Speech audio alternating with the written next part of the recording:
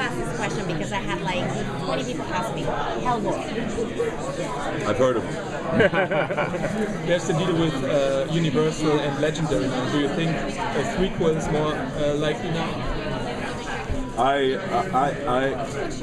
I don't think in likelihoods. That's for other people to worry about. I just think it's something worth fighting for, and I'm fighting for Hellboy 3 every day. I think that will make the fans really happy.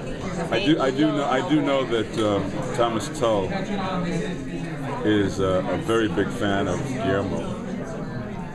He's a very big fan of Hellboy as a character, and I don't know how he feels about me. But, I wouldn't be surprised if he couldn't be persuaded that this third installment, which has got to be epic and because of the nature of how it all resolves itself, is worth putting some resources behind. There's another big franchise I thought about, and I think you would be perfect for it. It's coming 2015, it's Star Wars. You would be the perfect villain in the Star Wars movie. Would you be up for a role in that? Dude, I'm up for anything. I'm out of work in about 3 months. We finished shooting Sons of Anarchy. And if there's a season 7, I don't have to go back to work till May. So I spend all that time when I'm free.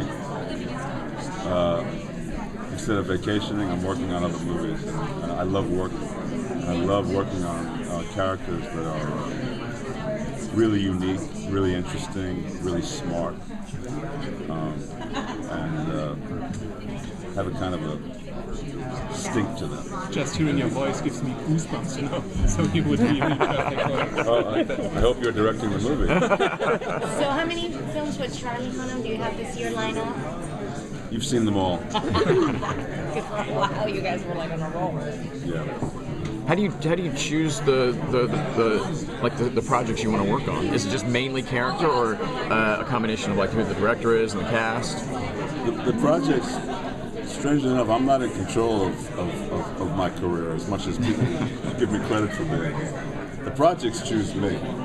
The only way I would say no is if I really don't think I could be an asset. But if I read something that they send me and it's really, really smart and unlike anything I ever read before, and I can't guess what's happening 3 pages from now, and I love the characters, 99% I'm going to say yes, as long as it fits into the schedule and as long as, they put together a package of people that I really want to work with. But that's the way most of my work comes. Something will arrive and I will have to decide whether. But if I don't understand the character or feel the character in reading it, then that's the only reason I would probably say no. Do you watch your own stuff? Very rarely. Really? I mean, you have to. If you're in Pacific Rim and you're going to the world premiere, you have to stay. If they introduce you into a theater of 7,000 people and then you sit down and all of a sudden you get up and you start, people tend to notice. True. So where's Clay in season 6? He's in jail.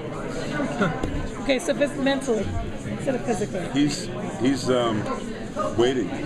He's waiting to die. He knows where he's at. He's completely lost everything. The betrayal of Gemma at the last moment of season 5.